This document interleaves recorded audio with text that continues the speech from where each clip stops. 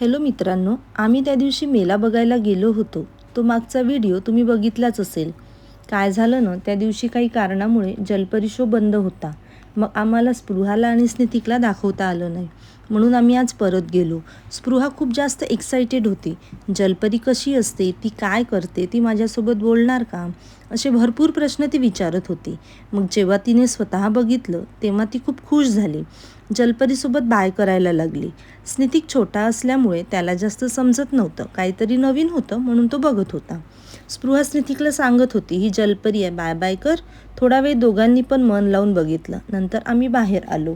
मुलांना काहीतरी खाऊ घालायचं म्हटलं तर तिथे पॉपकॉर्न दिसले. दोघांनी पण पॉपकॉर्न खाल्ले. स्पृहाला पॉपकॉर्न आवडतात. स्नितिक पहिल्यांदाच खात होता, पण त्याला पण आवडलं. हे म्हणतात दोघांसाठी खेळणी घेऊया. खेळणी तर भरपूर आहेत, पण बाहेर गेलं की काहीतरी घेणं होतंच. मग स्नितिकसाठी गाडी आणि स्पृहाला टेलिफोन घेतला. घरी आल्यावर स्पृहा खेळायला लागली.